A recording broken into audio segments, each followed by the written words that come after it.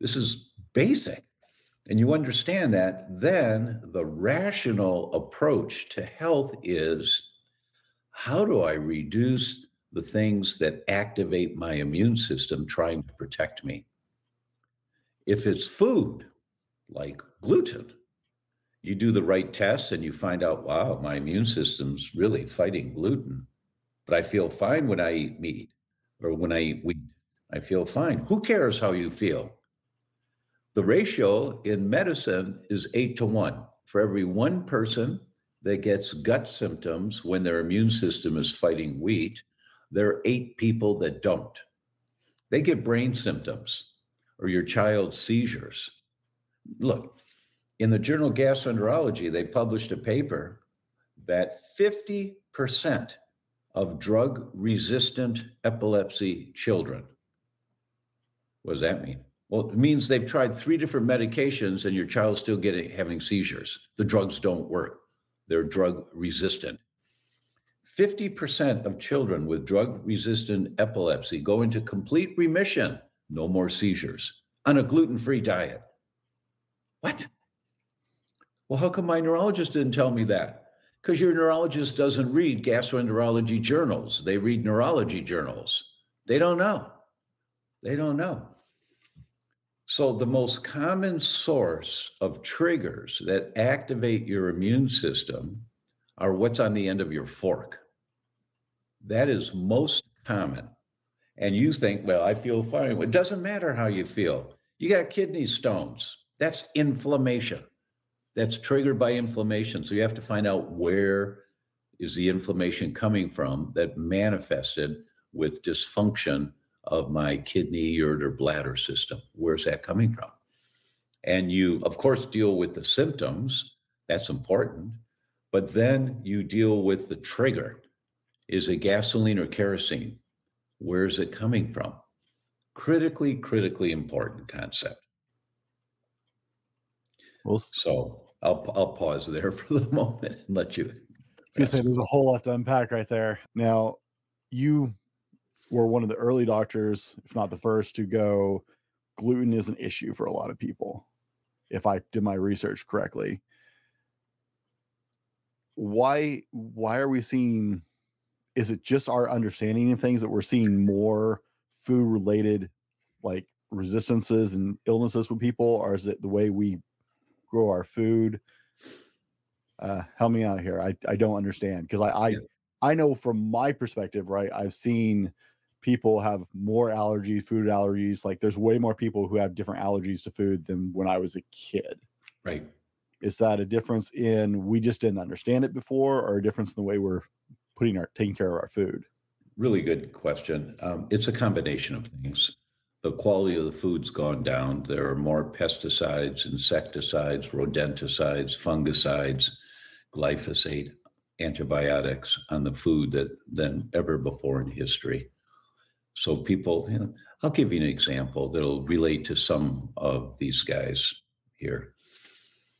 Harvard published a study in the Journal of the American Medical Association, and the editors of the journal wrote a comment. They said, this is an elegant study using sophisticated biomarkers to demonstrate their point. Now, the editors of the Journal, the American Medical Association, don't say that very often, give a stamp of approval like that. So I knew this was an important study. They looked at couples going to assisted fertility centers. And as you know, your friends have gone through that, they're spending tens of thousands of dollars and tremendous amount of stress trying to have a baby and start a family. Beautiful thing. So in this study, they ruled out all of the known risk factors. They ruled out alcohol, cigarette smoking, exercise, no exercise, socioeconomic class, race. They ruled all those things out in an elegant way that you can't argue with how they did it. And they looked at one factor.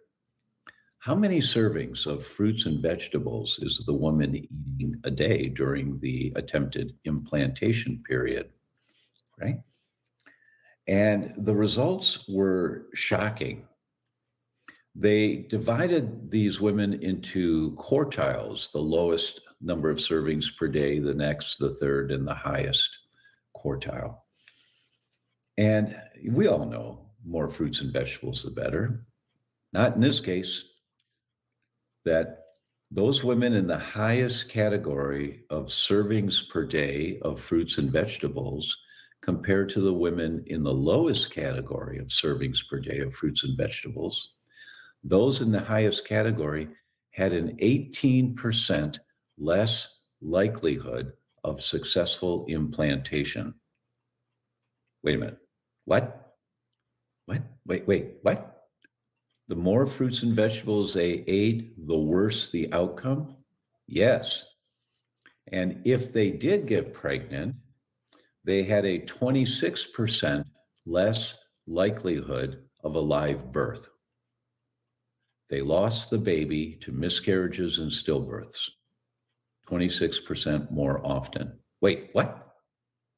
The more fruits and vegetables they ate, the worse the outcome for implantation. And if they got pregnant, they lost the baby 26% more often, the higher the number of servings of fruits and vegetables? Yes. Paradigm shifting. What? Paradigm shifting. But then there was a group of women who were eating organic. And in that category, the results were the exact opposite. Complete opposite. The more fruits and vegetables, the higher the success rate. And this is the good news in this study. Women were put in the category of organic consumers with these results being so much better if they ate 3 servings a week of organic vegetables, not 3 servings a day. What? And here's, I think, the reason why. If you're eating organic whenever you can, you probably bought organic shampoo that's in your bathroom, in the shower, and you've got organic soap at the kitchen sink, and you're using cleaner detergent to wash your clothes in. You're on the path. You're moving in the right direction of trying to have healthier alternatives. And that's why, in my opinion, the authors of the study didn't address that at all. But that's why it only took 3 servings a week. It meant that they had made a paradigm shift. They were doing the best they can with what they've got available, right? Because I think, actually, this I don't have any science for, and I'm always careful to say that. I think the most sensitive tissue in the human body to inflammation, the most sensitive tissue, is a fertilized egg. It has no defense whatsoever. It's completely dependent on mom and mom's environment where that fertilized egg is going to grow. And if that environment is an inflammatory environment, they don't have a chance, right? So it means mom is loaded with chemicals, toxic chemicals that have accumulated. Now let's get down to phthalates. Phthalates are the chemicals used to mold plastics, and there's lots of them. They're the most common chemical in our environment is called BPA, bisphenol A. Millions, and I don't know the number now, but millions and millions of tons a year of this stuff. You take a credit card receipt at the restaurant and you hold it in your hand, fold it up, put it in your pocket. Within a few minutes, your phthalate level in your bloodstream has gone up over 100% in a couple of minutes, because the BPA in the credit card receipts that make the implantations, it's not ink, it's BPA, that stuff goes right through your skin. Every time you walk into a store and you hit that hand sanitizer stuff and you do this, your phthalate levels go through the roof in your bloodstream. That this stuff is not inert. Wait. Hand sanitizer. Yeah. It's supposed to be helpful, isn't it? It's what? It's supposed to be helpful, isn't it? That's what the companies tell you. Right. Yeah. And this stuff accumulates. It just accumulates in your body. So give me Chicago, 2016, 346 pregnant women in the 8th month of pregnancy. They did urine analysis looking for phthalates in the urine, chemicals used to mold plastic. And they put the women results into quartiles, the lowest, the next, the third, and the highest. They then followed the offspring of those pregnancies. And when the children turned 7 years old, the researchers reached back out and said, hi, it's time to do that test now. And they did Wechsler IQ test, the official IQ test on all these kids. Not much in medicine is all or every. This was every child. Every child whose mother was in the highest category of phthalates in urine in pregnancy, compared to the children of the mothers who were in the lowest category, every child in the highest category, their IQ was 7 points lower, 6.7 to 7.4 points lower than the IQ of the kids whose moms were low in phthalates. What? Now, that doesn't mean much to anybody until you understand a 1-point difference in IQ is noticeable. A 7-point difference is a difference between a child working really hard, getting straight A's in school, and a child working really hard, getting straight C's. That kid doesn't have a chance in hell of ever excelling. Now just go to Google and type in phthalates and neurogenesis, brain cell growth.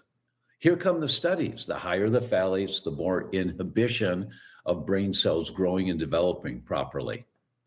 So moms who were high in phthalates during pregnancy, their babies' brains don't develop to whatever their potential is. Now give me a 5-year-old girl that paints her 10 little fingers and 10 little toes once a week for 25 years. When you put nail polish on your fingernails, the phthalates are in your bloodstream in 4 minutes. There's no evidence that the amount of phthalates that leach into the bloodstream from applying nail polish is toxic to humans. There's no evidence. And that's how the chemical industry got away with this crap.